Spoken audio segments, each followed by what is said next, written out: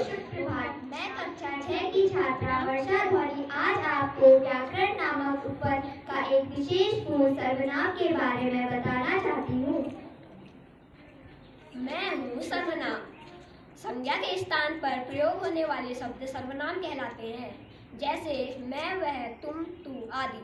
सर्वनाम के 6 भेद होते हैं: पुरुषवाचक सर्वनाम, निश्चयवाचक सर्वनाम, अनिश्चयवाचक सर्वनाम, प्रश्नवाचक सर्वनाम, संबंधवाचक सर्वनाम और निजवाचक सर्वनाम। मैं पुरुषवाचक सर्वनाम। क्या आप जानते हैं पुरुषवाचक सर्वनाम किसे कहते हैं?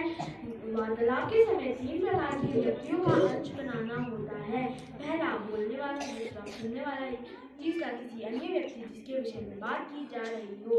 इसी प्रकार बोलने वाला, सुनने वाला या किसी अन्य व्यक्ति से जिस सर्वनाम का प्रयोग होता है उसे पुरुषवाचक सर्वनाम कहते हैं। क्या आप जानते हैं पुरुषवाचक सर्वनाम के कितने उपभेद हैं?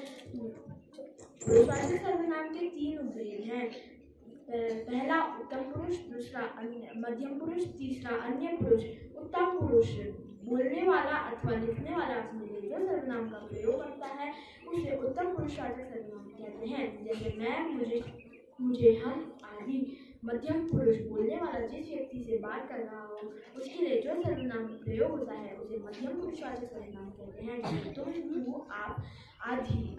अन्य पुरुष बोलने वाला जिस व्यक्ति के विषय में बात कर रहा हो उसके लिए जो सर्वनाम प्रयोग होता है उसे अन्य पुरुषवाचक सर्वनाम कहते हैं, जैसे वे, वह आदि।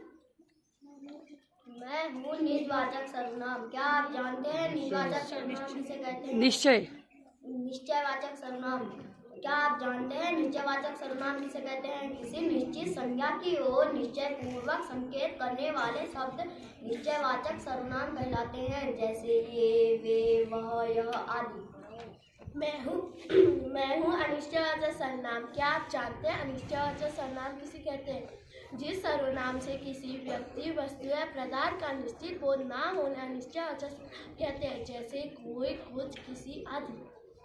मैं हूँ संबंधवाचक सर्वनाम। क्या आप जानते हैं संबंधवाचक सर्वनाम किसे कहते हैं? जो सर्वनाम वाक्य में आने वाले दूसरे सर्वनाम से संबंध बताए उन्हें संबंधवाचक सर्वनाम कहते हैं, जैसे जो, जैसा, सो आदि।